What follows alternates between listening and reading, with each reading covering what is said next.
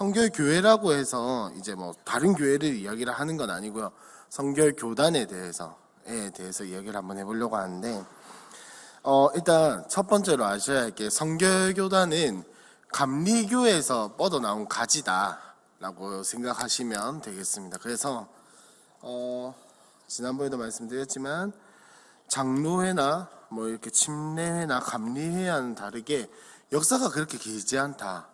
19세기 그러니까 1800년대쯤부터 시작된 교단이기 때문에 뭐 깊은 어떤 이어지는 신앙의 유산이 있겠죠. 있는데 막 그렇게 긴 역사를 가지고 있지는 않다라는 거를 먼저 알려드리고, 그래서 성결교회는 쉽게 말하면 어디서부터 시작되었냐라고 하면 19세기의 성결운동이라는 것에서부터 시작을 했습니다. 이 성결운동을 이야기를 하기 위해서는 이제 19세기에 미국에 있었던 제2차 대각성운동, 그러니까 우리나라로 치면 평양 대부흥이라고 생각을 하시면 되겠습니다. 그럼 부흥운동부터 이제 설명을 해야 하거든요. 이제 18세기가 끝날 무렵쯤 해가지고 이제 미국에서 많은 변화가 있었는데, 18세기면 이제 1700년대죠. 1700년대 말쯤 해가지고 미국에는 뭐 많은 변화가 있었어요. 이제 식민지가 독립을 선언해가지고 미합중국이라는 이름으로 나라가 세워지게 되었고, 뭐 그 이후에 계속해서 이민자가 밀려오게 되면서 이제 쉽게 말하면 미국이 나라에 딱 세우고 나서 계속해서 이민자가 들어오면서 문명이 발전하고 문물이 발전하고 나라가 커지는 요런 시기에 어떤 일이 있었냐? 이제 아까도 방금 우리가 말한 것처럼, 제가 말씀드린 것처럼 미국은 유럽에 있는 사람들이 이주를 해와서 세운 나라예요. 그러니까 유럽의 문화에 영향을 받을 수밖에 없겠죠. 요때 당시에 어땠냐면 이 독립전쟁이라든지 프랑스 대혁명의 여파가 이 미국까지 와가지고 이제 믿음에 대한 어떤 전체적인 분위기가 믿음을 가지지 않는, 하나님이 어디에 있냐. 보통 전쟁 직후에 그런 신앙들이 많이 퍼지거든요. 신앙이 아니죠. 그런 분위기가 많이 생겨요. 하나님이 어디 있냐. 사람이 죽는 참상을 보고 생명이 무가치하고 이런 것들을 보니까 하나님이 어디 있냐. 하나님이 있어봤자 쓸모없네. 라는 이런 어떤 분위기가 쭉 퍼져나가게 된 거죠. 쭉 퍼져나가게 됐는데, 그래서 이제 그게 밑에 있는 사람들뿐만 아니라 상류층에도 그런 이제 하나님에 대한 불신앙과 이런 것들이 퍼지게 되면서 문제가 된 거죠. 그러니까 교회는 있는데 교회 내에서도 전쟁의 참상을 보고 이런 전쟁을 겪고 나서 하나님이 무슨 필요가 있냐, 이런 회의론자들이라든지, 지난번에 우리가 교리 시간이나 우리 연 목사님께서 이단교리를 설명할 때 자주 언급하셨던 것 중에 하나가 이신론이잖아요. 담임 목사님이 자주 말씀하시는 그 이신론 뭐냐? 하나님께서 세상을 창조해놓고 세상을 신경도 안 쓴다. 이 세상을 섭리하지 않는다라고 이야기를 하죠. 다스리지 않는다라는 이런 신앙들이 교회에 계속 퍼져나가게 되니까 어떻게 하겠습니까? 그대로 놔둬야 할까요? 아니면 이 분위기를 뒤집어야 할까요? 당연히 이 분위기를 뒤집어야겠죠. 그러니까 이런 배경 속에서 하나님에 대한 불신앙이, 전쟁 직후에 하나님에 대한 불신앙이 점점 자라고 있는 요 상황 속에서 대각성 운동이 일어난 거예요. 이게 어떻게 됐냐면, 이제 미국에 한 학교가 있습니다. 여러분도 굉장히 잘 아시는 학교예요. 아이비리그 중에 하나예요. 예일대학교라고. 그러니까 잘 모르시는 분들은 하버드랑 비슷한 대학교구나 라고 생각을 하시면 되겠습니다. 미국에 있는 예일대학교에 총장이 이제 새로 한 명이 오는데 어떤 사람이냐, 혹시 조나단 에드워즈라고 들어보셨어요? 한 번쯤은 들어보셨죠? 어떤 사람인지 몰라도 유명하겠다 정도는 아시죠? 네, 그런 유명한 사람, 그러니까 청교도의 신학자들과 목회자들 중에서 제 개인적으로는 굉장히 좋아하는, 제가 정말 좋아하는 목사님인데, 하여튼 조나단 에드워즈라는 그 목사님의 외손자인, 이름은 조금 어려워, 디모데 드와이트, 영어로 읽으면 티모시 드와이트라는 사람이 총장이 되었어요. 이 총장이 되면서 이제 이때 당시에 예일대학교는 지금은 조금 그 어떤 분위기가 많이 사라졌는데, 이때 당시에만 해도 예일대학교는 미션 스쿨로서 그 어떤 그러니까 학교 내에서 신앙적인 것들과 이런 것들을 굉장히 강조했단 말이죠. 그러니까 여기에서 총장이다 이러면은 뛰어난 행정가와 학식가임과 동시에 뛰어난 설교가가 되었어야 했어요. 그러니까 이 티모시 드와이트라는 사람이 예일대학교 총장이 되면서 계속해서 경건의 설교를 하는데, 이것이 예일대학교의 어떤 신앙적인 대각성을 불러일으킨 거예요. 학생들에게 도전해주고 신앙을 심어주고 하나님에 대한 바른 가치관을 심어주고, 이렇게 하면서 이제 계속해서 각성운동이 일어나고, 이때 그리고 이 사람이 1795년에 총장이 되었는데 1802년에는 이제 학교의 3분의 1이 그 다 같이 예배드리는 장소에서 회개하고 신앙을 고백하는 그런 역사도 일어나는 그런 시기였던 거죠. 그러니까 여기서부터 미국의 대각성 부흥 운동이 시작이 된 거예요. 이렇게 하면서 이제 그 옆에 있는 대학교인 윌리엄스 대학교에서 이런 어떤 기도의 불길이 일어나기도 하고, 이렇게 하면서 미국의 대각성 운동이 시작이 되게 됩니다. 시작이 되는데, 여기서 이제 성결교회와 조금 관련이 있는 각성 운동은 뭐냐? 이제 미국 중남부 지역에서 일어났던 각성 운동인데, 다 떠나서 켄터키 프라이드 치킨이 시작된 켄터키주에서 갑자기 침이 고이네요. 켄터키주에서 이제 맥그리디라는 목사님이 부흥 집회를 인도하고 있었는데, 요때 또 큰 부흥이 한번, 또 큰 성령의 바람이 한번 쫙 불어간 거예요. 그래서 여기서부터 어떤 일이냐면, 이게 1799년도였거든요. 정확하게 그 목사님이 설교한 거는. 이제 그 이후에 각성운동이 일어나면서 부흥이 일어나서 1800년도부터는 이제 지난주에 했던 그 순복음 그 조용기 목사님이 천막을 하고 사과박스 위에 올라가서 설교를 했던 그런 일들이 1800년도부터 요 켄터키 지역에 일어나게 됩니다. 쭉 퍼져나가요. 그렇게 하면서 많은 사람들이 성령을 경험하고 부흥을 경험하고, 또 이때 어떤 일이 있었냐면 조금 그거하게 말하자면, 이제 감정적인 어떤 것들과 동시에 감정적인 것들과 육체적인 치유가 함께 경험이 됐어요. 이런 어떤 성령의 신비한 역사들이 계속해서 일어나면서 어떻게 됐냐? 문제는 뭐냐? 여기서 주축을 담당했던 사람들, 주축이라기보다는 가장 많은 부흥을 경험했던 사람들이 감리교 사람들이었어요. 그러니까 감리교가 이 미국 전역에 엄청나게 퍼져나가기 시작한 거예요. 근데 여러분, 부흥의 이면에는, 성장의 이면에는 항상 단점들이 존재하죠. 단점들이 존재하고, 우리나라도 마찬가지지만, 우리나라 역사도 마찬가지지만, 급작스러운 성공 혹은 급작스러운 성장 뒤에는 반드시 어두운 면도 있기 마련이죠. 감리교도 마찬가지였습니다. 이 영적 대각성 운동으로 인해서, 부흥으로 인해서 감리교는 정말 급속도로 성장을 했어요. 급속도로 성장을 해서 그 어떤 영향력이 지금까지도, 그냥 우리나라 감리교가 굉장히 작지만 미국에선 큰 것처럼 급속도로 자랐지만 그 이면에는 어두운 면이 있었는데, 이게 이제 감리교 입장에서는 어땠냐? 원래 감리교는 학벌을 중요시하는 교단이 아니었어요. 무슨 말이냐면, 이제 사실 다른 교단에 비해서 역사가 그렇게 길지 않기 때문에 학벌이라든지 이런 게 중요한 교단이 아니었어요. 감리교는. 지금 미국 이야기하는 거예요. 우리나라 말고 미국에서, 미국 감리교는 학교가 그렇게 중요한 게 아니었는데, 이제 급격하게 성장을 하게 되니까, 사람이 많아지니까 이제는 조금 어깨에 힘이 들어가는 거죠. 그러면서 이제 웃긴 게 학벌을 중요시하게 되는 거예요. 이게 좀 약간 웃긴 말이긴 한데, 이게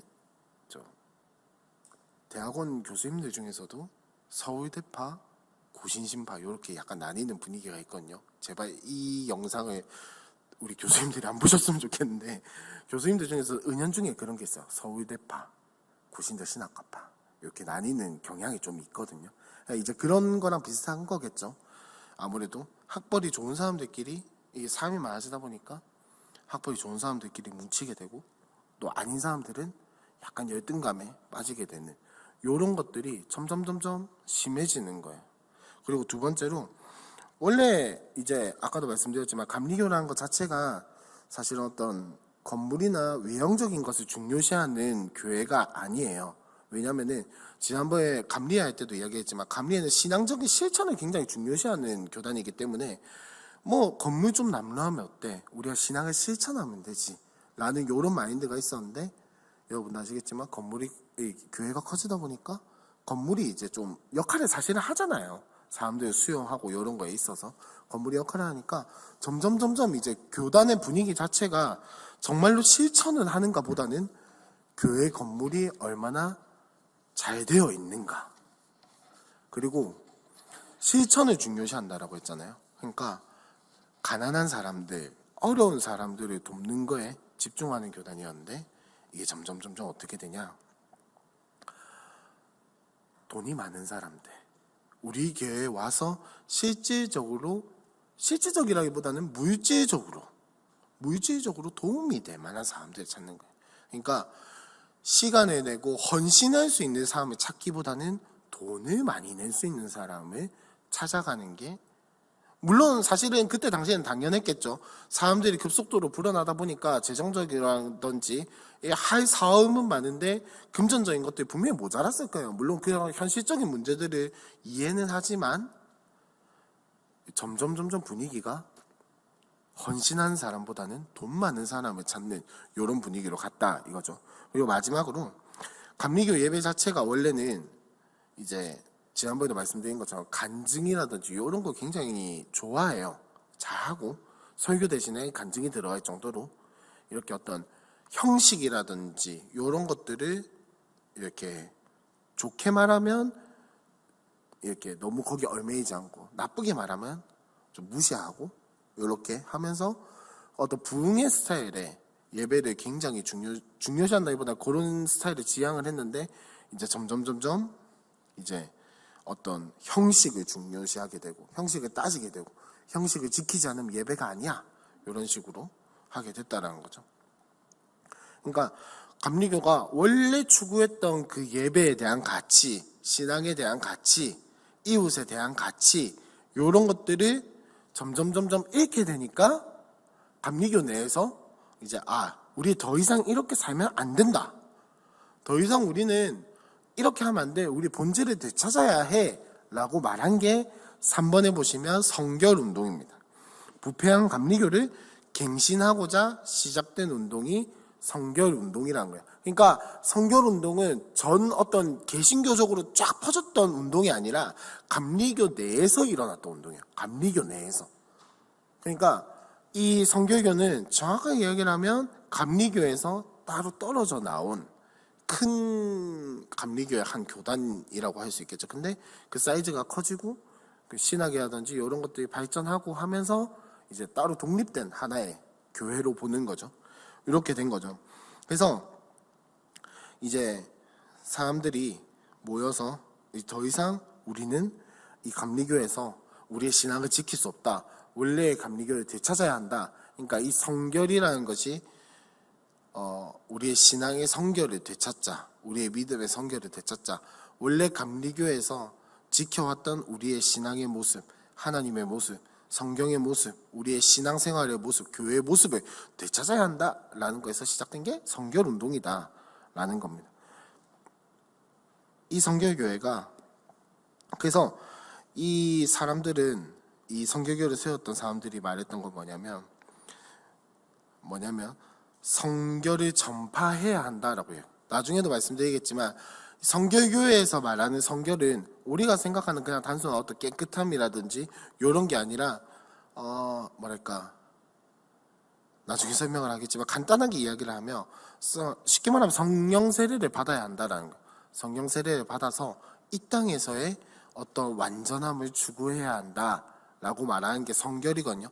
단순히 깨끗해지는 걸 말하는 게 아니에요. 이 사람들이 말하는 성결은 굉장히 구체적이고 어떤 뭔가가 있어요. 지금 말하면 나중에 할 게 없으니까. 예. 하여튼 뭔가가 있어요. 성령 세례를 받아서 요 땅에서 이룰 수 있는 어떤 완전함을 이루어야 한다라는 게 요 사람들이 말하는 성결인데, 요거를 전해야 한다. 그래서 이 사람들은 이때 당시에 성결교들은 어떻게 했냐면 불신자만 대상으로 전도하지 않았어요.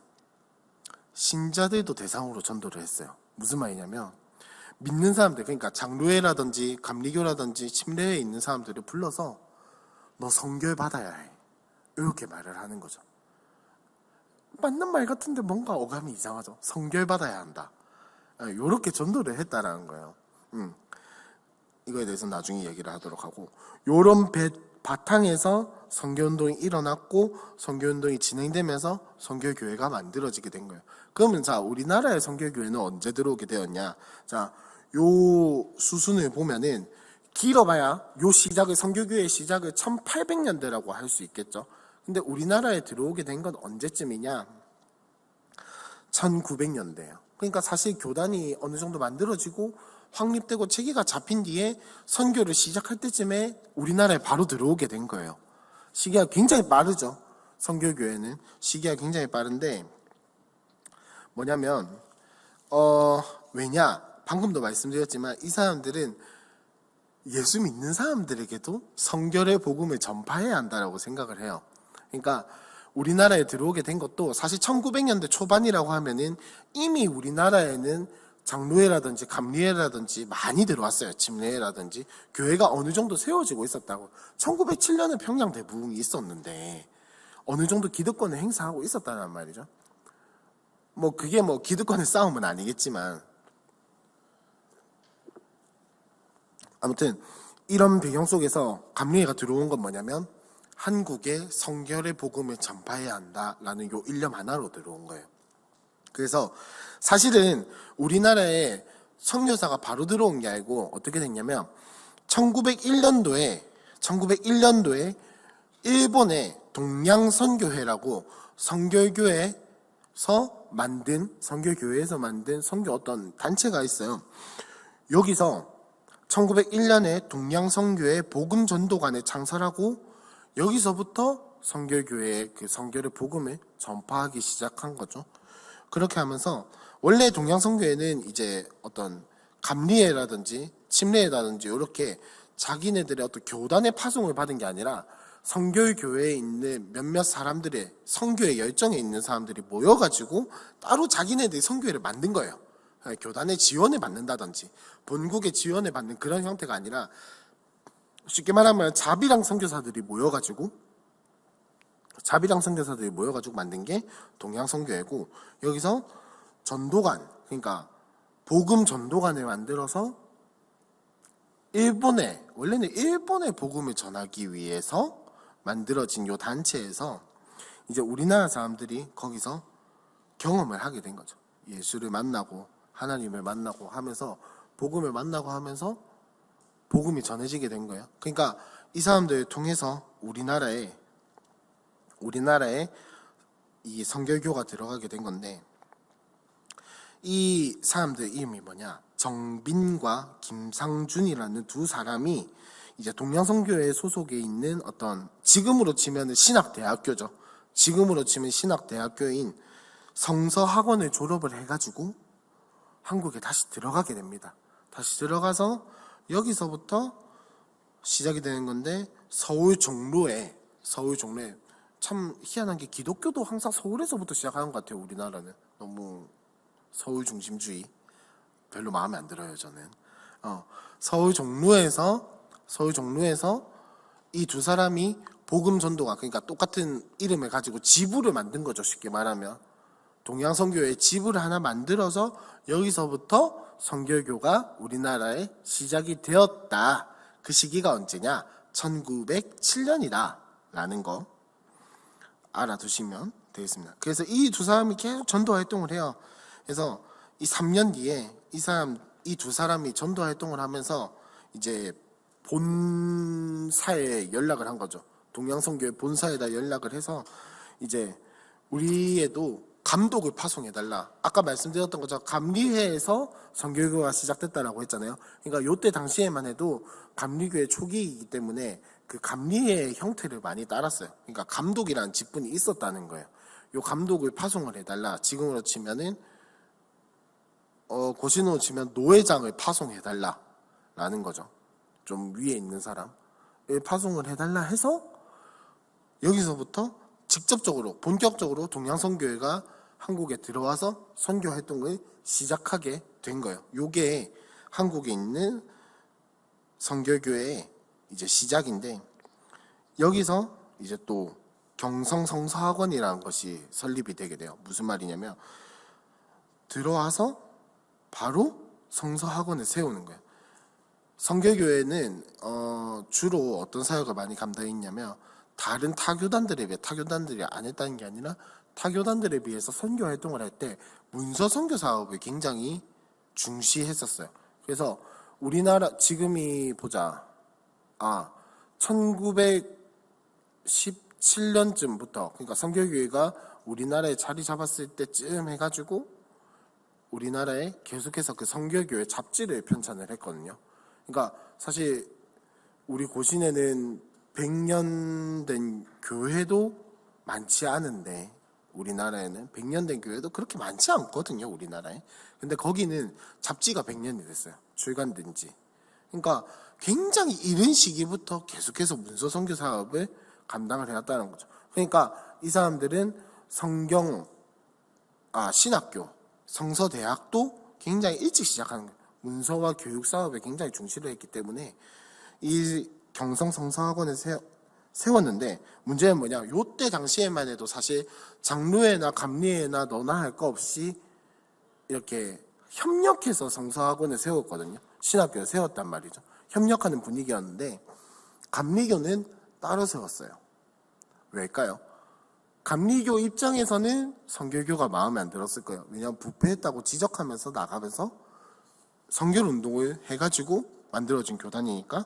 장로교 입장에서는 선교교의 교리가 굉장히 불편해요.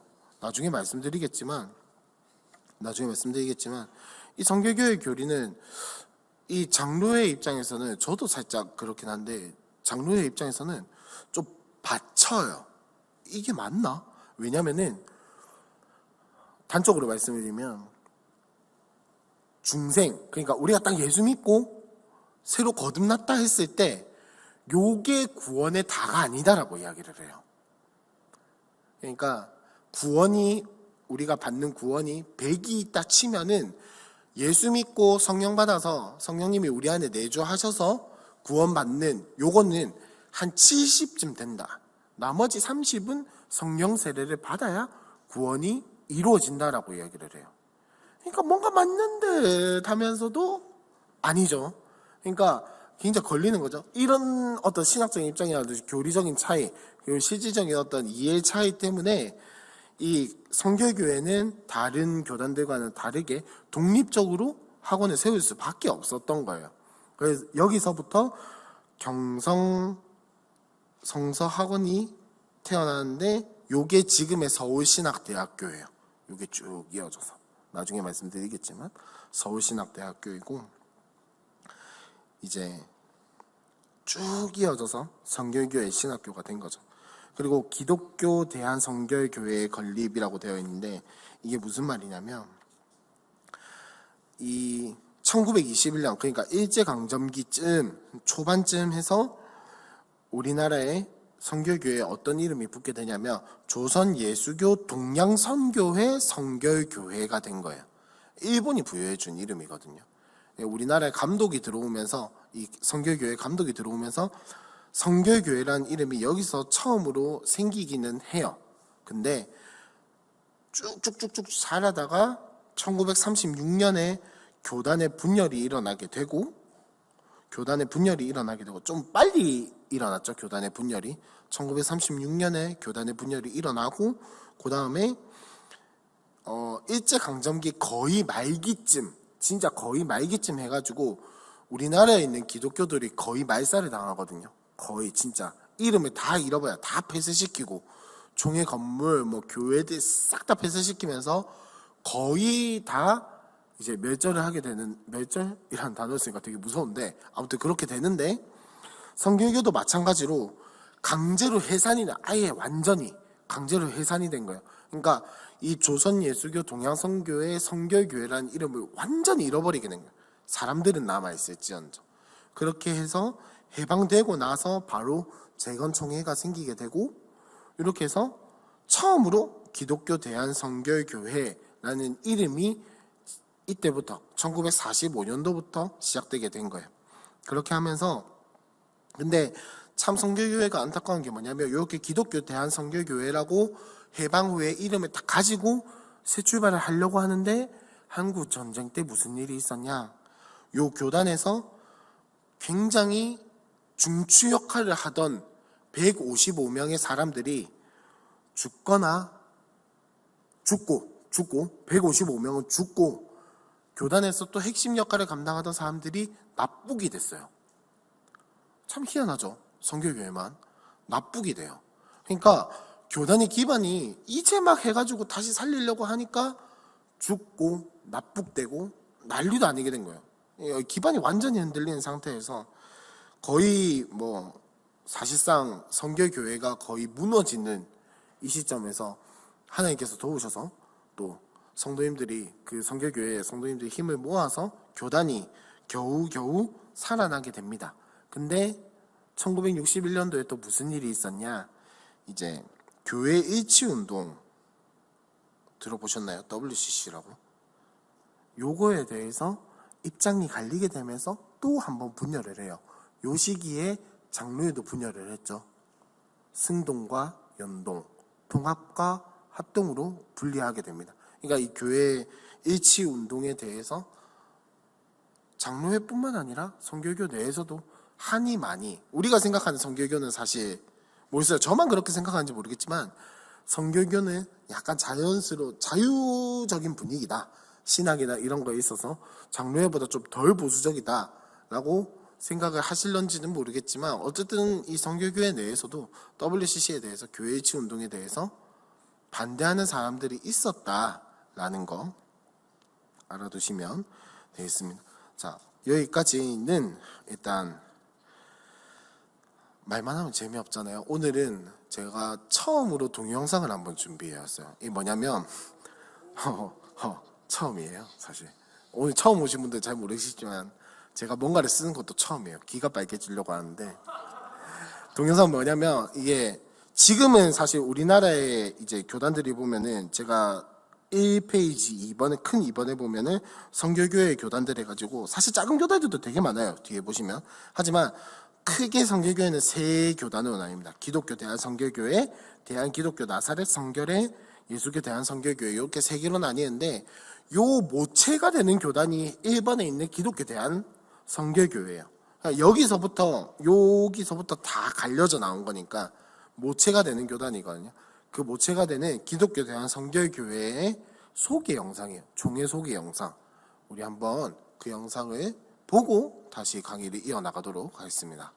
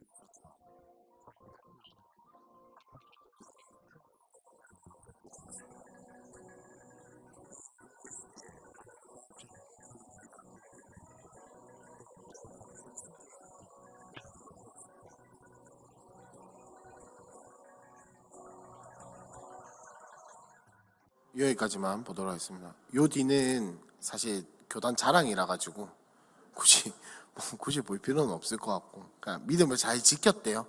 내용이 궁금하신 분들은 기독교 대한 한 성결교회 그 유튜브에 치시면 나오더라고요. 제일 밑으로 내리시면 영상이 있어요. 예, 더 보시면 되겠고, 아까 문준경이라는 그 전도사님, 여자 전도사님인데, 요 분에 대한 뭐 이제 이야기를 잠깐 하고 넘어가면은, 왜 이게 여러분 저 총회 동영상에 나올 정도면 그 왜 납북된 목사님들과 죽었던 목사님들은 대충만 그냥 사진만 뒤에 백그라운드로 보여주고 탁 땡이었는데, 저분은 이름이 딱 나왔잖아요. 그리고 이게 순교비 뭐 기념비 이런 게 나와서 보면, 성결교회가 특이한 것 중에 하나가 보면 여러분, 신안, 전남 신안에 보면 거기에 있는 교회들은 거의 다가 성결교회예요. 거의 한 70에서 80%까지 거의 대부분이 성결교회거든요. 왜냐? 요 문준경 전도사님이란 분이 거기에서 정말 열심히 전도 사역을 하신 거예요. 그래서 교회를 개척하고 뭐 지금도 100여 개가 되는지 모르겠지만 그때 당시에 100여 개의 교회를 개척을 할 정도로 정말 열심히 사역을 하신 거예요. 그러니까 부산과 경남 지방에 고신교회가 많은 것처럼 신안을 거의 성결교가 확 잡고 있는 문준경 전도사님이라는 그분이 그 성결교회를 거기서 다 개척을 하신 거예요. 그래서 신안에 가보시면은 거의 대부분이 성결교회입니다. 거의 대부분이. 신기할 정도로. 하여튼 그렇게 되어 있다랑, 그래서 아마 저기 총회에서도 굉장히 중요하게 여기는 마치 고신의 한상동 목사님과 같은 그런 분이다라는 거 잠깐 언급하고 한번 넘어가겠습니다. 자, 성결교회 교단들 보시면 한국 성결교회 모체는 기독교 대한성결교회입니다. 그래서 이제 감리회랑 뻗어 나왔다라고 했잖아요. 그래서 사실 그 요한 웨슬리라는 사람의 어떤 신학을 따르는 거는 감리회랑 비슷해요. 근데 비슷한데 감리회보다는 조금 더 보수적이고, 그렇다고 해서 뭐 고신만큼 보수적인 건 아니지만 한 장로회 내에서의 어떤 기준으로 보자면 한 통합 정도? 통합교단의 어떤 성향을 가지는, 그러니까 생각보다 보수적이죠. 생각보다 보수적인 그런 교단이다 라고 아시면 되겠습니다. 근데 때로는 에큐메니컬 운동, 그러니까 교회일치 운동에는 조금 동의하는 성향을 보이는, 그러니까 고시는 그걸 기본적으로는 반대하는 입장이거든요. 그런 거에 대해서는 조금 입장이 다르다라는 것 정도 아시면 되겠습니다. 그래서 생각보다 예배 전통을 잘 지키고, 그 다음에 성찬대, 강단부, 강단 십자가를 갖추고 있다. 쉽게 말하면 대부분의 교회들이 우리 교회처럼 이렇게 강대상이 있고 강단이 있고 뭐 요 정도라고 생각을 하시면 되겠습니다. 그렇게 되어 있다라는 거 아시면 되겠고, 자, 이번에 보면 대한기독교 나사렛 성결회라고 있죠. 뭐냐면 해방 이후에 이제 성결교회를 탈퇴한 사람들이 있어요. 요 사람들이, 요 목회자들이 미국에 있는 나사렛 교회와 손잡고 만든, 나사렛 교회도 미국에 있는, 제가 지금 그냥 나사렛 교회라고만 했는데 이 나사렛 교회도 사실은 어떤 성결교 중에서도 굉장히 극단적인 어떤 성결을 강조하는, 성령 세례를 강조하고 거기서 구원이 다 이루어진다라고 강조하는 사람들이 모인 곳이 나사렛 교회예요. 그러니까 성결교 내에서는 굉장히 보수적인 사람들, 굉장히 극단적으로 보수적인 사람들이 만든 교회가 나사렛 교회인데, 이 나사렛 교회와 손잡고 만들어진 교단이 대한기독교 나사렛 성결회예요. 그래서 이 교단도 대학교가 있죠. 나사렛 대학교라고 천안에 있습니다. 맨날 지나가면서 보면서 저기 한번 들어가 봐야 하는데 이러다가 못 들어가 본 대학교인데, 나사렛 대학교라고 또 따로 있습니다. 자, 3번으로 넘어가면 예수교 성결교회인데, 요거는 뭐냐, 한국 기독교 교회 협의회라고 하는 요런 단체가 있어요. 요게 무슨 단체냐면, 쉽게 말하면 처음에 말씀드렸던 WCC를 가입한 교회들의 단체예요. 그러니까 그때 당시는 아니었지만 한국 기독교 교회 협의회가 어느 정도로 좀 뭐랄까 진보적이고 교회 일치 이런 거에 대해서 강조를 했냐면, 여러분 혹시 공동 번역 성경이라고 들어보셨어요? 지금은 그래도 많이 알려졌는데 공동 번역 성경이 왜 공동 번역인지도 아시나요? 공동 번역 성경이 왜 공동 번역이냐면 천주교와 공동으로 번역했기 때문에 공동 번역 성경이라고 해요. 자, 그러면 공동 번역 성경에는 우리랑 성경의 목록이 같을까요, 다를까요? 다르겠죠.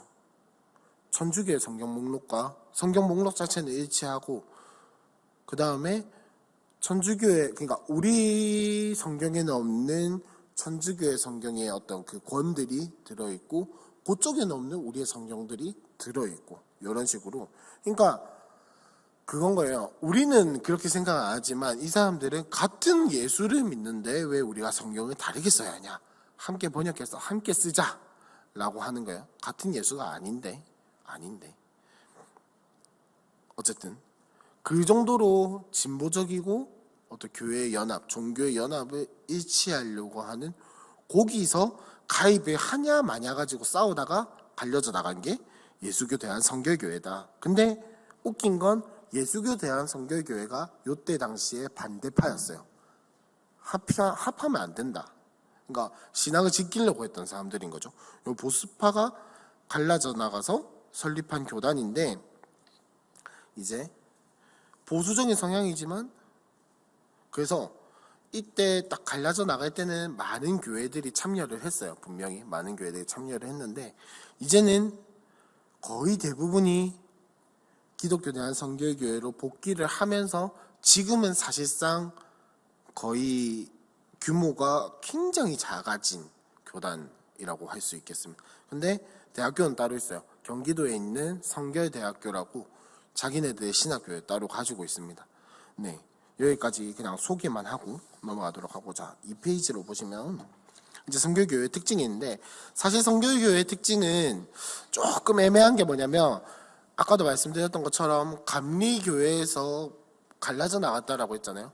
기독교 대한성결교회 같은 경우에는 감리회의 정치 형태를 따르고 있지 않습니다. 예수교 대한성결교회는 지키고 있어요.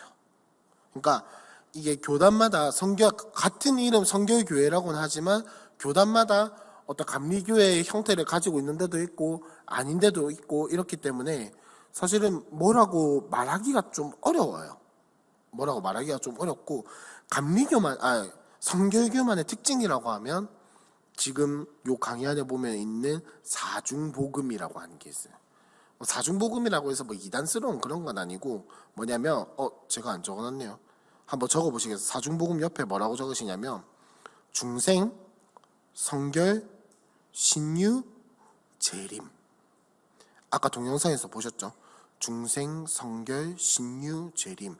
요 네 가지를 핵심 교리로 삼고 있다라는 거예요. 그래서 이 사람들은 사중복음 하니까 혹시 지난주에 했던 거 뭐 기억나시는 분 안 계신가요?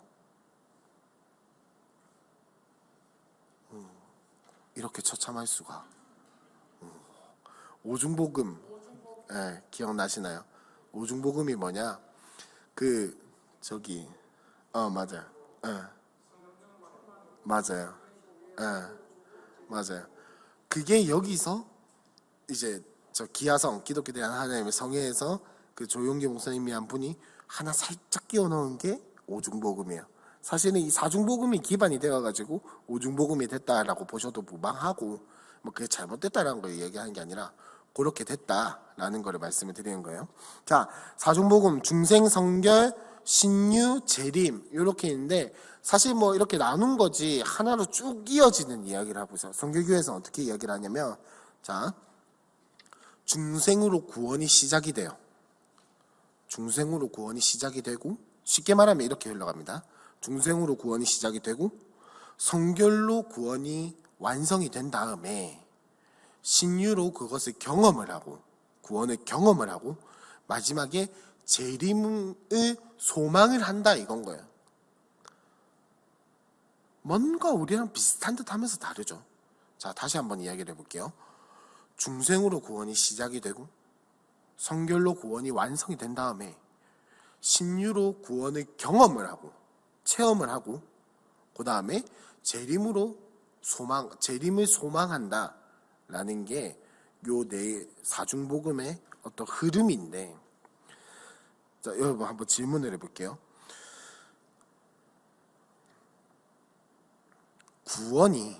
구원이 이 땅에서 완성이 되는 건가요? 아니면 완성된 상태로 우리한테 주어지는 건가요?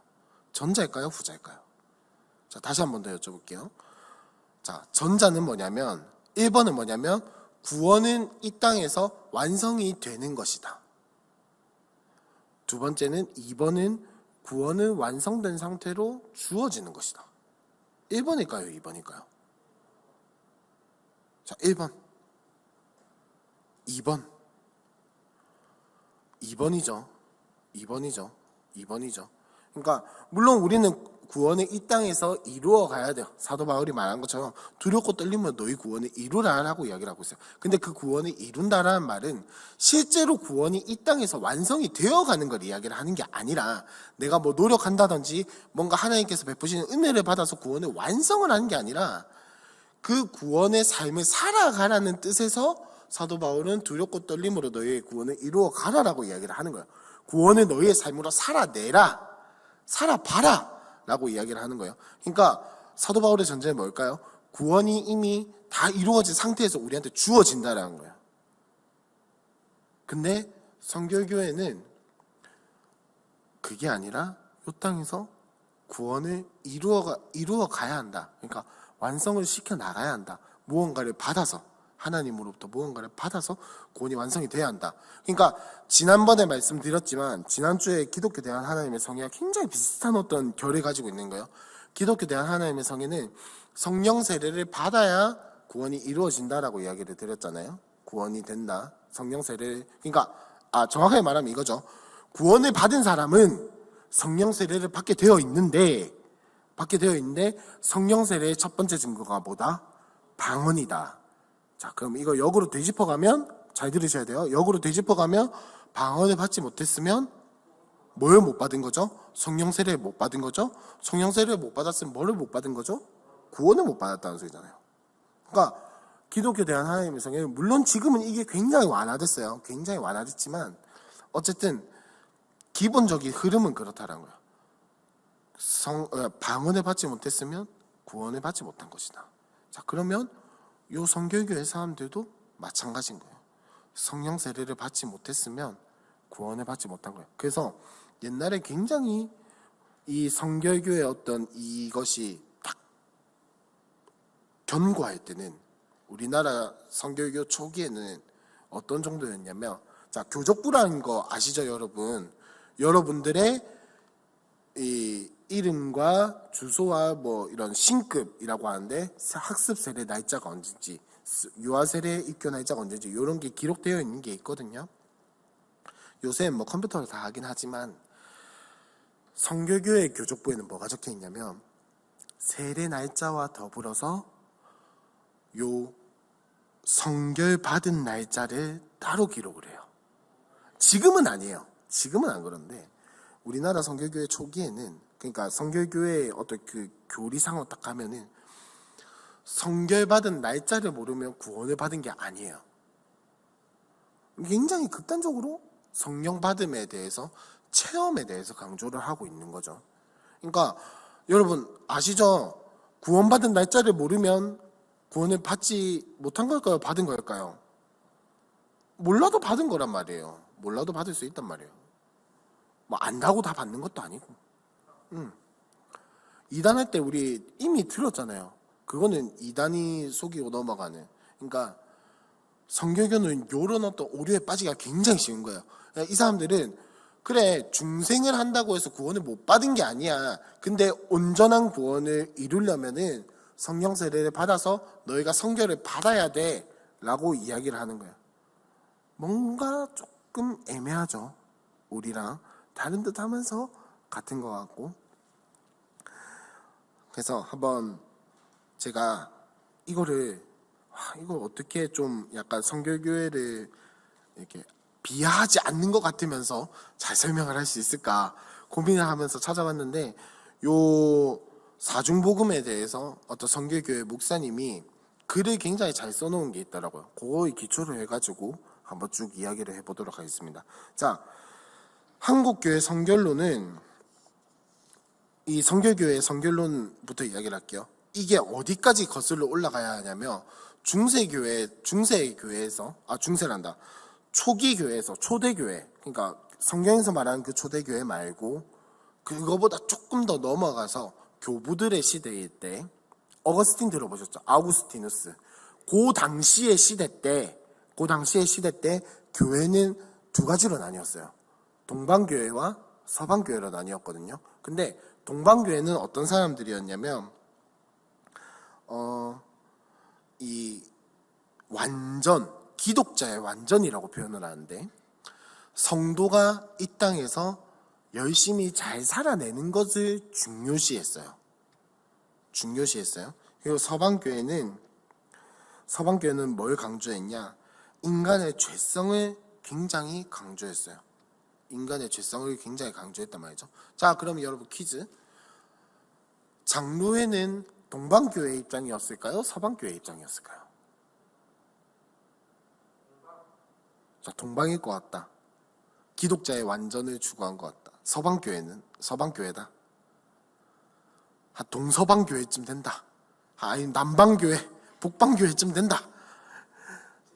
정확하게 이야기를 하면 장로회는 개혁주의는 서방교회 입장을 따르는 거예요. 왜냐하면 기본적인 교리가 율법을 물론 이제 우리는 이 고신에 있는 교회이기 때문에 굉장히 행동을 강조하는 것 같지만, 사실은 그 모든 것들이 전적 타락의 교리가 없으면은, 인간의 죄성을 인정하는 교리가 없으면은 불가능한 거거든요. 그러니까 이게 우리가 오해하지 말아야 할 게 뭐냐면, 개혁주의에서 행위를 강조한다라고 해서 율법을 지킨다라는 거 강조한다고 해서 완전해질 수 있다라고 말하는 건 아니에요. 이 땅에서 성화를 다 이룰 수 있다라고 말하진 않거든요. 그러니까 사실은 개혁주의는 서방교회 입장을 따르는 거예요. 서방교회 입장. 자, 여기서 딱 갔을 때 쭈루룩 흘러나오면, 사실 성결교회는 서방교회라기보다는 동방교회 입장에 굉장히 가까운 사람들이에요. 이 땅에서 완전함을 이루어가야 한다. 기독자의 완전을 이루어야 한다라는 이런 입장에 속해 있는 사람들이거든요. 이제 그거를 쭉 이어져 내려온 게 웨슬리가 이제 그것을 강조하게 된 거죠. 근데 사실은 뭐 이거를 합한 거긴 하지만, 근데 그럼에도 불구하고 동방이냐 서방이냐 요 결을 따라가다 보면은 동방의 결에 훨씬 더 가깝다라는 거, 이렇게 하면서, 자, 요런 흐름을 쭉 타고 내려와서 우리나라에까지 이어졌단 말이에요. 한국 성결교회 그러면 성결론의 특징은 뭐냐? 성결교회 헌법에 보면은 성결에 대해서 이렇게 이야기를 하고 있습니다.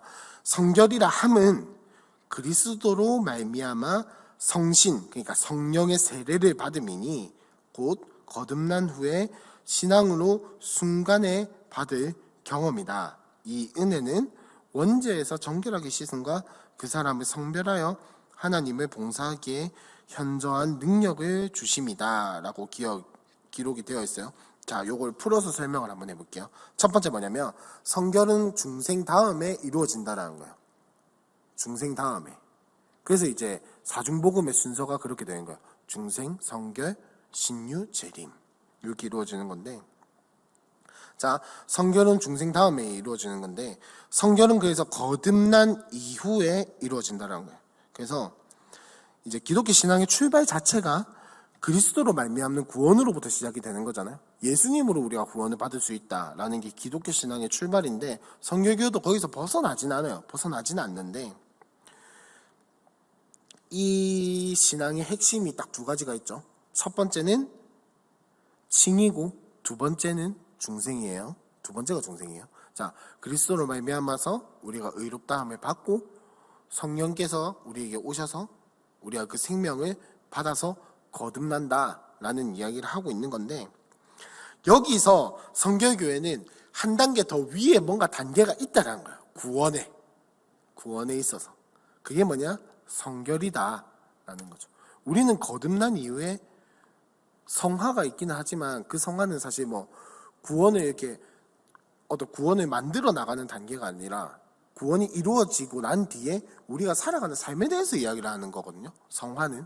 그러니까 우리 담임 목사님이 자주 하시는 비유로 설명을 해보자면, 사람이 태어난 걸로 그 생명을 얻고 사람으로 태어난 거잖아요. 성결교회는 뭐냐면 태어나고 나서 사람이 되기 위해서 뭔가 하나가 더 있어야 한다라고 이야기를 하는 거예요.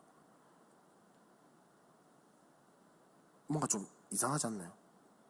사람은 태어나면 그대로 사람이에요. 아기도 사람이잖아요. 근데 성결교회는 지금 아기가 태어나서 사람이 되기 위해서는, 사람으로 인정을 받기 위해서는 뭔가 하나가 더 있어야 한다라고 이야기를 하고, 맞는 듯 하면서도 들리고 뭔가 다른 듯 하면서도 맞는 것 같고, 저 사람들의 말을 이렇게 생각하면 맞는 것 같긴 한데 또 이건 또 아닌 것 같고, 살짝 아리까리하죠. 자, 한번 계속 이어가 볼게요. 자, 두 번째로 이렇게 2차적인 은혜라고 표현을 하거든요. 이런 것을 2차적인 은혜로 나가는 데 있어서 이제 가장 큰 장애물이 원죄라고 이야기를 하는 거예요. 아담으로부터 내려오는 원죄, 그러니까 우리의 죄성, 부패성에 대해서 이야기를 하는데, 자, 이 원죄의 문제가, 자, 여러분 또 한번 질문을 드려볼게요. 거듭나고 나서, 우리가 예수님을 만나고 거듭나고 나서 이 원죄의 문제가 해결이 되었을까요? 안 되었을까요? 해결은 되었는데 영향력이 남아있는 거죠. 근데 이 사람들은 지금 거듭나고 난 이후에 원죄의 문제가 다 해결이 된 게 아니다라고 이야기를 하고 있는 거예요. 자, 이 차이를 잘 기억하셔야 돼요. 원죄의 문제가 우리는 해결이 되었어요. 해결이 되었고 그 영향력이 약간 남아있는 거예요. 전쟁으로 이야기를 하자면 이미 승전은 했어요. 근데 게릴라군이 남아서 공격을 하는 거는 영향은 있지만 전쟁의 승패에는 영향을 미치지 못하는 거란 말이죠. 근데 이 사람들이 지금 뭐라고 이야기를 하고 있냐면, 중생했다고 해서, 예수 믿고 거듭났다라고 해서 구원이 승리한 게 아닐 수도 있다라고 이야기를 하는 거예요. 이해하셨죠? 우리는 승리했다고 딱 못 받고 넘어가는 거고, 딱 못 받고 넘어가는 거고, 적군이 반항하는데 어떡해요? 영향을 받을 수밖에 없지. 근데 승리는 우리 거란 말이죠. 근데 성결교회 입장은 뭐냐? 승리한 게 아닐 수도 있다, 이렇게 이야기를 하는 거예요. 그러니까 우리랑은 조금 다르죠. 맞는 듯 하면서. 자, 그러면 요 원죄의 문제를 해결해 주는 게 뭐냐? 성결이다라는 거예요. 성결이다라는 거예요. 성결을 받지 않고서는 원죄의 문제가 다 해결이 될 수 없다라고 이야기를 하는 거예요. 자, 여러분 잘 기억하자. 다시 한 번 더 말씀드리지만, 영향력을 받는 것과 문제가 해결되었다는 건 다른 개념이에요. 완전히. 게릴라가 있다는 것과 전쟁에서 승리할 수도 있다라고 말하는 것과는 완전히 다른 거예요. 이해하셨죠? 지금 이 성결의 복음에 따라가면은 원죄의 문제는 승리가 된 것이 아니라, 요 거듭나고 난 이후에, 중생하고 난 이후에 성결이 있어야만이 원죄의 문제가 해결이 된다라는 거예요. 우리가 믿고 있는 것과는 조금 다르게 설명을 하고 있죠. 뭐 이 사람들이 부정을 하는 게 아니에요. 예수님께서 원죄의 문제 해결 못한다, 인간이 할 수 있다, 요거를 이야기를 하는 건 아닌데, 이야기를 하는 건 아니에요. 근데 우리랑은 설명이 좀 다르죠. 많이 이해하는 게 좀 다르고, 성경에 대해서, 인간의 타락에 대해서, 죄에 대해서 우리랑 이야기하는 게 좀 달라요. 자, 한번 이야기를 해볼게요. 자, 이 원죄에서 해방시켜주는 게 성결이고 성령 세례인데, 물론 우리의 힘으로 해결할 수 없다라는 입장은 동일해요.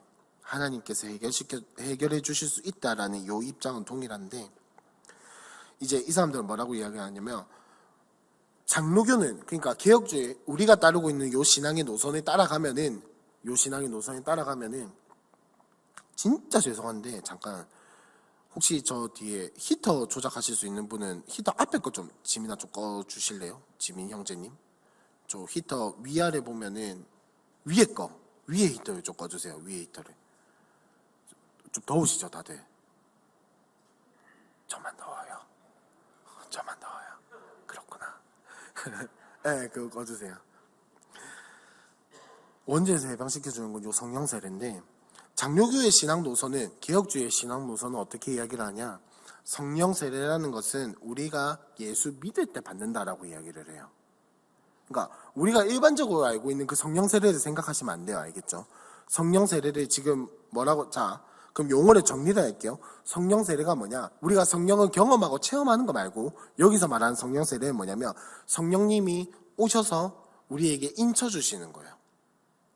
성령님이 오셔서 우리를 구원해 주시는 걸 성령 세례라고 할게요. 자, 그러면 우리 장로교의 노선은, 개혁주의의 신앙 노선은 뭐냐면, 성령님이 오셨을 때 우리는 그 구원을 위해서 성령님이 하시는 일들을 모두 다 받는다라고 이야기를 해요. 이해하셨죠? 근데 성결교회는 그 거듭남과 성령이 오셔서 하시는 일에 중간 기간이 있다는 거예요. 유예 기간이 있다는 거죠. 장로교는 그 유예 기간이 없이, 그 우리가 거듭날 때 우리의 내면에서 우리가 알지 못하는 그 모든 일이 다 일어난다라고 설명을 하거든요. 그렇게 믿고 있고, 하지만 성결교는 요 거듭남과 성령의 일하심 사이에 텀이 있다라고 이야기를 하는 거예요. 텀이 있다라고 이야기를 하는 거예요. 그래서 우리랑 좀 다른 거예요. 그래서 이제 성결교의 입장은 뭐냐? 처음 믿을 때 성령의 내주하심은 있지만 성령께서 오셔서 일하시고 우리의 내면에 어떤 힘을 주시고 이런 것들은 나중에 일어난다라고 이야기를 하는 거예요. 그때의 원죄의 문제가 해결이 된다라고 이야기를 해요. 근데 정확하게 또 신학적인 이야기, 좀 교리적인 이야기를 좀 하자면, 개혁주의는 우리가 따르는 신앙의 노선에서는 우리가 거듭났을 때 그 모든 죄의 문제들이 해결이 된다라고 이야기를 해요. 굳이 성령 세례를 따로 받지 않아도. 성령 세례라는 것 자체가 이미 우리가 거듭날 때 다 이루어지는 거긴 하지만, 거듭남으로써, 우리가 중생함으로써 그 모든 죄의 문제들, 원죄들, 자범죄들, 고범죄들, 이 모든 문제들이 다 해결이 된다라고 믿는다고. 근데 성결교회는 유예 기간이 있다라는 거예요. 천주교에서 연옥을 이야기를 하는 것처럼, 천국에 가긴 가겠지만 그 찌꺼기들을 해소해야 한다라는 연옥의 개념이 있는 것처럼, 성결교회에서는 거듭남과, 그러니까 중생과 성령 세례 가운데 어느 정도의 텀이 있다. 사람마다 다르겠지만 이렇게 이야기를 한다는 거죠. 자, 그리고 한 번 더 이야기를 하는 게 뭐냐면, 이 사람들이라고 하니까 굉장히 비하하는 것 같은데 그런 게 아니라, 성결교회에서는 어떻게 이야기를 하냐?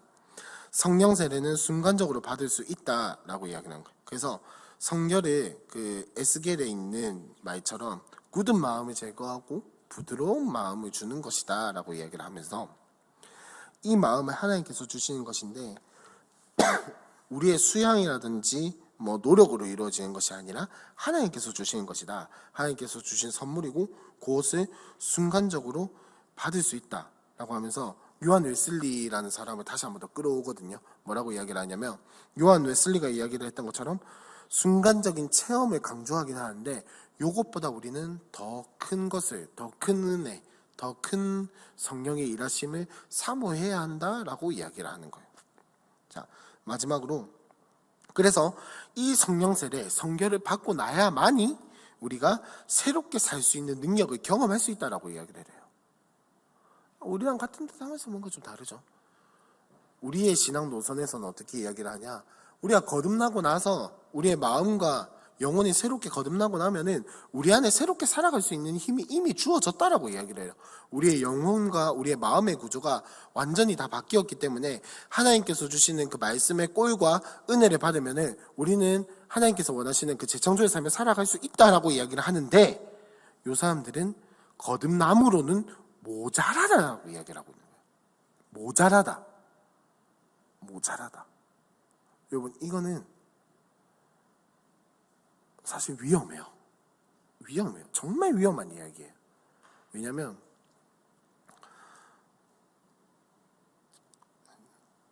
굉장히 위험한 이야기인데, 왜냐하면 원고를 좀 넘길게요. 갑자기 생각이 안 나서.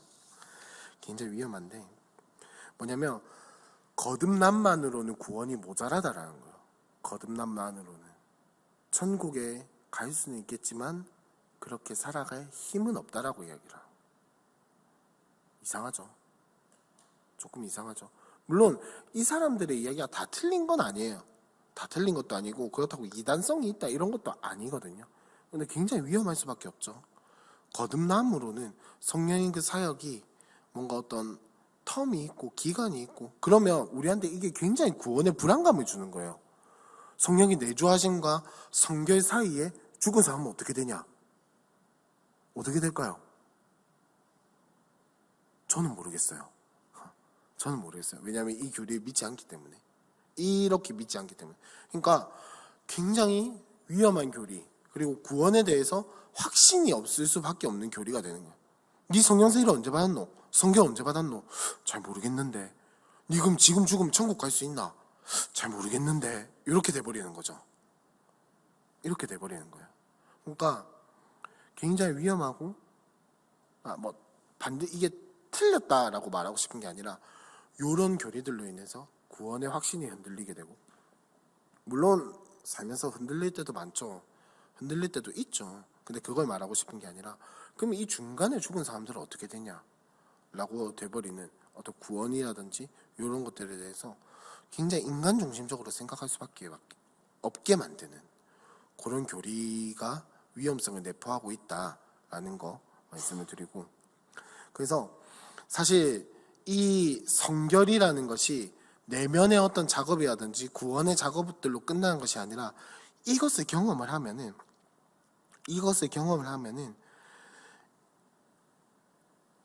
신유까지 이어질 수밖에 없다라는 거야. 요 성결에 대한 강력한 체험을 하면은 우리의 영혼의 문제, 죄의 문제만을 해결한 예수님이 아니잖아요. 그러니까 요것이 병에서도 해방되고 질병에서도 구원을 받는 신유까지 이어진다라고 이야기를 하는 거예요. 우리랑은 조금 다르죠. 우리는 뭐라고 이야기를 하냐면 영혼에 있어서, 그러니까 죄의 어떤 문제들이 완전하게 해결이 되는데 그것이 반드시 신유로 이어진다라고 이야기를 하지 않거든요. 질병에서의 구원이라든지 질병의 치유까지 이어진다라고 말하진 않아요. 물론 그것들이 해결될 수도 있겠지만 이렇게 반드시 그것이 이렇게 신유로 이어진다라고 말하지는 않아요. 그런 문제들이 해결이, 그런 우리가 가지고 있는 현실적인 삶의 문제들이 해결이 될 수 있다라는 거지, 그것이 반드시 병의 나음으로까지 이어진다라는 말은 아닌데 요분들은 그렇게 이야기를 하고 있는 거예요. 그래서 뭐라고 이야기를 하냐면, 자, 죄책에서 해방되는 징의를, 요거를 중생이죠. 중생이 부분적인 구원이라면 성결은 온전한 구원이다 라고 이야기를 하는 거예요. 그 온전한 구원을, 성결을 경험한 사람은 더 나아가서 이것을 정말 깊이 경험하고 받아들인다면 신유까지 이어지고 질병으로의 구원이 이어지고, 이것이 쭉쭉쭉쭉 더 나아가서 예수님이 다시 오실 때에는 완전히 완전한 구원, 재림으로 이어진다라는 것을 기본 노선으로 삼고 있는 거예요. 그래서 사실 성결교회에서는 이 사중복음 중에서 성결은 절대 빼놓을 수 없는 거예요. 절대 빼놓을 수 없는, 그러니까 중생에서 거듭남에서 재림까지 이어지는 가장 핵심 다리 역할을 하고 있는 거예요. 사실 신유도 성결을 경험해야 받을 수 있는 것이고, 중생도 성결이 없이는 완성이 될 수 없고, 재림도 성결이 없이는 이어질 수 없는 이런 역할을 하고 있는 건데, 그래서 이제 19세기 성결운동에서는 많은 경우에 내면의 부패성, 원죄에서 해결함을 받는 그 성결의 경험을 하면은 질병에서 해방되는 신유의 경험을 한 기록들이 남아 있다라고 이야기를 해요. 물론 이제 하나님께서 사용하신 방법들 중에 그런 방법들이 많죠. 실제로 평양 대부흥 때도 그런 경험들이 많았어요. 저는 이제 저희 집은 당대 신앙이긴 하지만 저의 나이대에 할아버지 할머니 되시는 분들의 신앙생활 이야기를 들어보면은 옛날에 시골에서 부흥회 할 때 병이 나았다, 사람이 걸었다, 이런 이야기들이 많았고, 실제로 우리 교회에서도 그런 경험이 있으신 분들도 있고 그렇잖아요. 우리는 눈으로 봤으니까, 경험했으니까. 근데 여러분 하나 경계를 하셔야 할 게 뭐냐면 이 말이 맞는 말이에요. 죄에서 해방되면 우리의 육체의 문제들도 해결이 될 수 있어요. 근데 반드시 그걸로 이어지진 않는다라는 거죠. 그럼 이 사람들의 논리대로 가면은 어떻게 되냐면 내 몸이 여전히 아프면은 그 사람은 구원을 덜 받은 거예요. 그러니까 구원을 온전히 받은 사람들은 멀쩡해야 한다는 거죠. 근데 우리 담임 목사님이 늘 말씀하시는 것처럼 남는 건 골병밖에 없다. 그러니까 사실은 어떻게 보면은 요 구원에 있어서 물론 구원을 하는 것, 우리가 구원을 받는 것도 외적인 체험이 중요합니다, 여러분. 여러분들이 구원을 받았다라는 확신을 위해서 하나님께서 분명히 어떤 경험이라든지 체험을 분명히 주세요. 여러분들만이 알 수 있는. 근데 그것이 반드시 질병의 회복으로 이어진다라고 생각을 하는 것은 뭐 그게 크든 작든 반드시 이어진다라고 생각하는 것은 그것은 오히려 하나님의 제한하는 일이다라는 사실을 여러분들이 알아주셨으면 좋겠어요. 그래서 이런 성결론이 성결교회의 가장 중요한 특징인데 우리랑은 굉장히 다르죠. 우리랑은 굉장히 다르고 이제 그래서 성결교회는 우리 장로의 특히 고신 개혁주의에 다른 사람들은 그렇게 좋아하지 않아요. 이 성결교회 목사님이 쓴 거를 한번 그대로 읽어볼게요. 먼저 칼빈주의는 2차적인 은혜를 부정하고 있다는 것을 인식해야 한다. 이들은 성화를 2차적인 은혜로 보는 것이 아니라 중생에서 영화에 이르는 전 과정으로 이해한다. 이런 점에서 장로교회는 성결을 중생 이후 우리가 추구해야 할 분명한 목적으로 보지 않는다. 아울러 장로교회는 성령 세례도 중생을 경험할 때 주어지는 것으로 이해한다. 자, 여러분, 우리가 성결을 중시하지 않나요? 아니죠. 성결을 중시하지 않는 거 아니죠. 이 땅에서 성화를 이루어가는 거 우리도 굉장히 중요하게 생각합니다. 그렇지만 요렇게 생각을 하지는 않잖아요. 그죠? 그냥 사실 입장 차이인 거예요. 입장 차이. 구원을 어떻게 볼 것인가? 구원의 순서가 어떻게 흘러갈 것인가? 우리가 이 땅에서 어떻게 살아가야 할 것인가? 우리의 신앙이 삶으로 어떻게 드러나는가?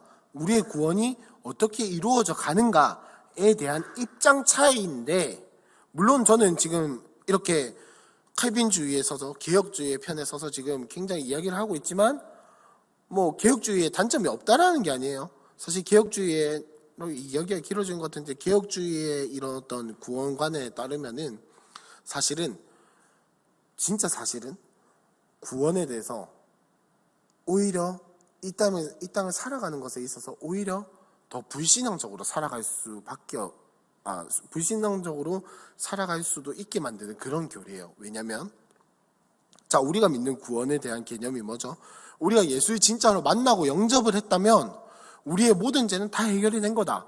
천국에 갈 수 있다. 구원 받았다라는 거잖아요.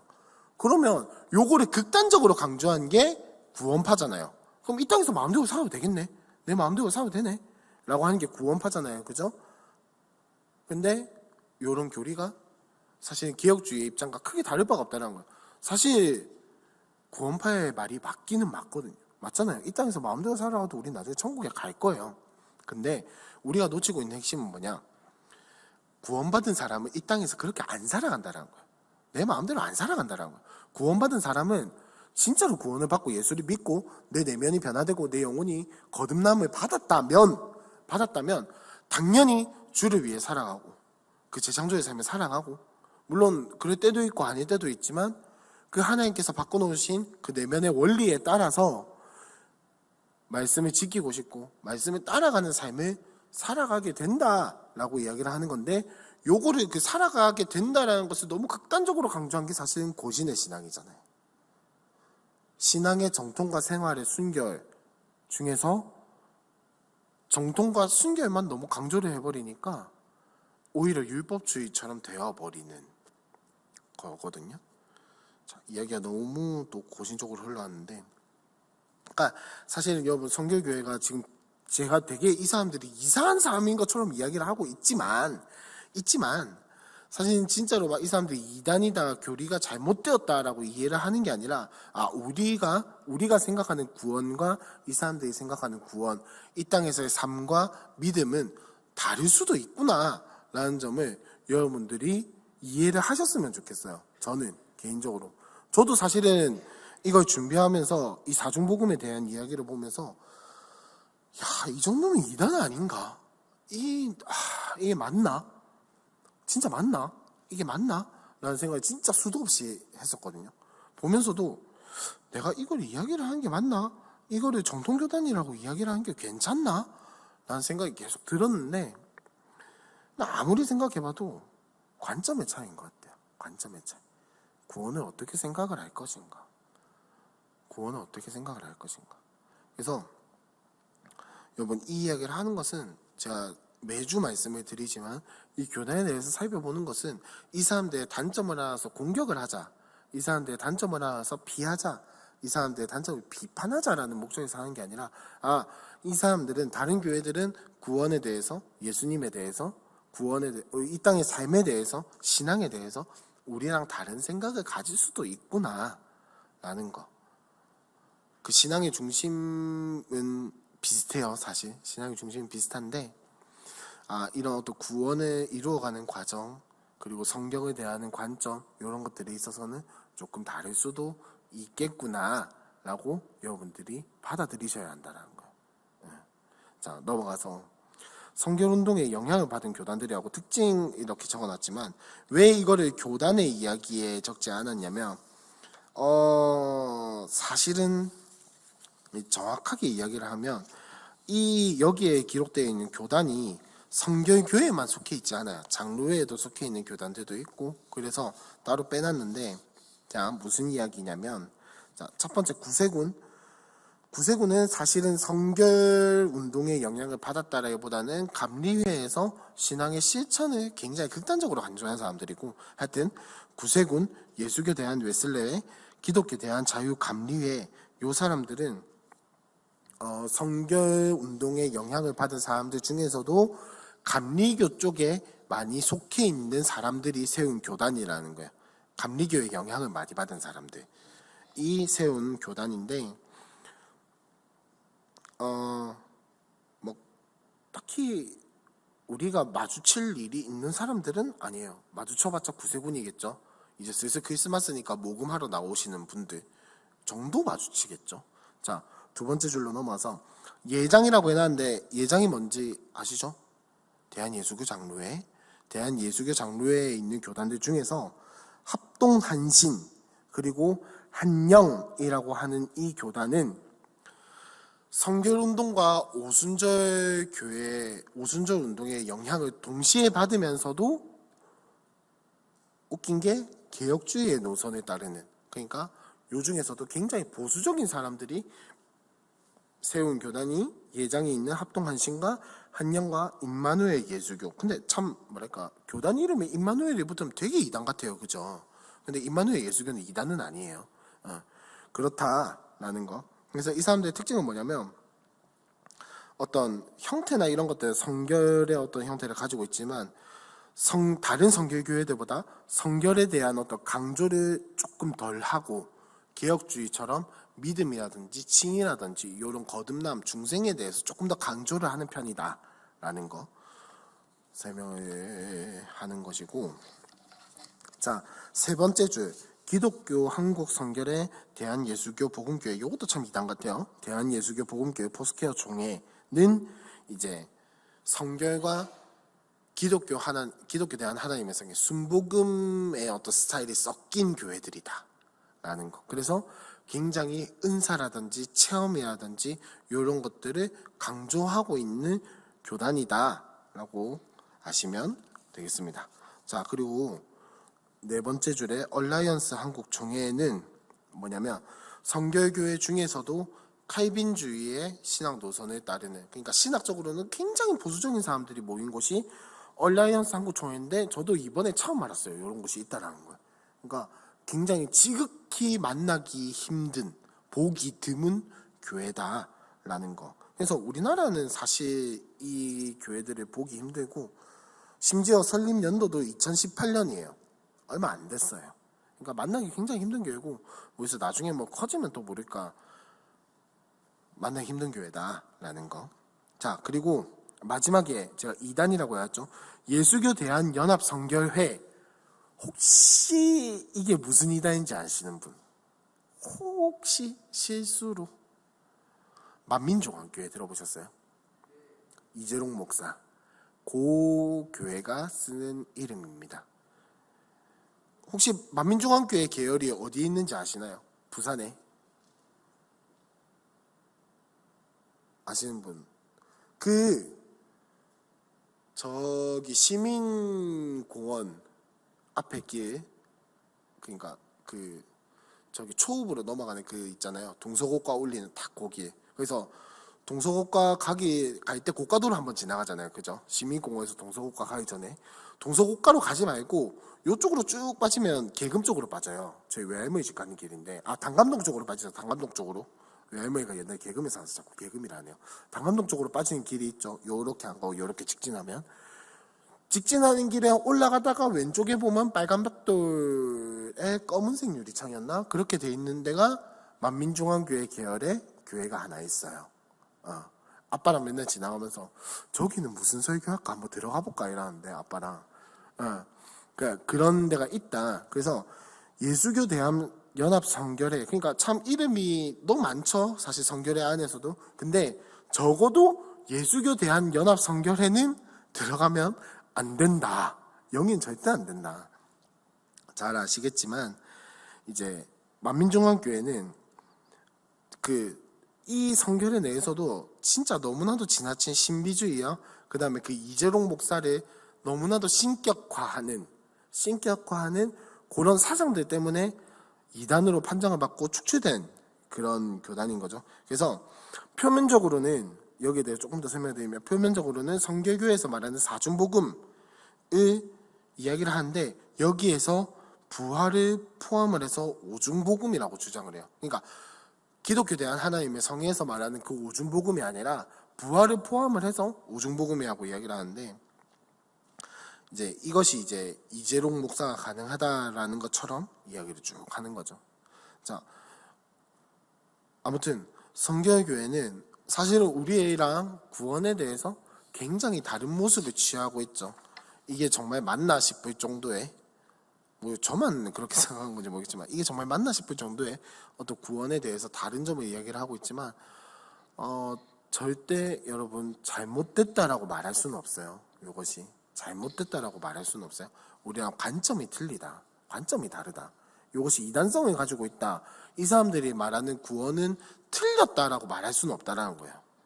그렇게 볼 수도 있다라고 하고 우리는 우리의 신앙을 지키면 되는 것이고, 저 사람들은 그냥 그렇게 생각하는구나, 구원에 대해서 이렇게 생각하는구나 라고 하시고 포용성 있게 다른 교단도 수용을 하시고, 또 우리도 한번 구원의 이런 점을 강조하면은, 사실 성결의 어떤 복음을 사중복음을 강조하게 되면 무슨 장점이 있냐, 자, 장점을 말 안 하고 끝낼 뻔했는데 무슨 장점이 있냐, 우리의 삶에서 드러나는 어떤 성령의 경험들, 체험들, 역사들, 이런 것들을 우리가 사모하게 된다는 거죠. 사실 고신교에서는 그게 굉장히 약하거든요. 이제 고신교에서 계속 자라오신 분들은 알겠지만 고신교회는 그게 굉장히 약해요. 어느 정도냐면 대학원에 있는 박영돈 교수님이라고 여러분들 들어보셨는지 모르겠지만 책으로 치면 유명한 책이 하나 있는데 일그러진 성령의 얼굴이라는 책을 쓰신 분인데, 그분이 성령론 전공이시거든요. 그래서 대학원에서도 성령론 전공했다는 이유 하나만으로 데리고 왔어요. 근데 참 말하기 좀 뭐하지만 고신신대원은 거의 대부분이 고신신대원 출신이세요. 다른 그냥 외국 학교에서 학위를 받고 들어왔다 해도 적어도 기본 베이스는 고려신학대학원 출신이어야 받아들이거든요. 왜냐면 신학의 입장 차이라든지 이런 게 있기 때문에 그렇게 하는 것도 있겠지만 유일하게 박영돈 교수님만 다른 교단이에요. 유일하게, 정말 유일한 케이스. 그러니까 뭐냐면 고신도 이제 성령론의 부족함에 대해서 알고 그것을 도입하려고 하는 입장이긴 하지만, 옛날부터 그렇게 했지만, 그만큼 고신에서는 성령에 대해서 이야기를 하는 사람이 없었다라는 거죠. 없었다라는 거예요. 그래서 사실은 우리한테 가장 모자란 부분들을 이 사람들은 사모하고 있는 거예요. 성령. 우리 교회는 조금 다르지만 우리 교단에서는 전체적으로 봤을 때 참 고신에서 참 모자란 부분을 이 사람들이 사모하고 있는 것이고, 요 체험이 없이는 구원을 받을 수 없다라는 약간 극단적인 이야기까지 하면서 성령에 대한 사모함이 있다라는 거죠. 그러니까 이런 부분들에 대해서는 우리가 충분히 배울만 하고 장점으로 여겨야 한다라는 점을 마지막으로 드리면서 오늘은 마치도록 하겠습니다. 제가 기도하고 마치도록 하겠습니다.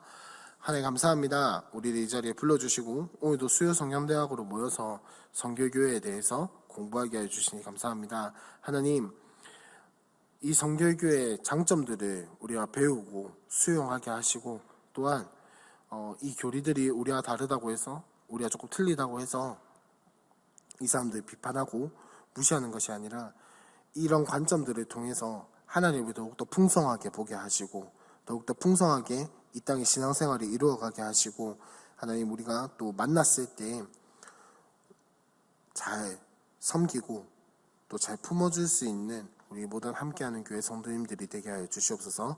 이 모든 것 예수님의 이름으로 기도합니다. 아멘.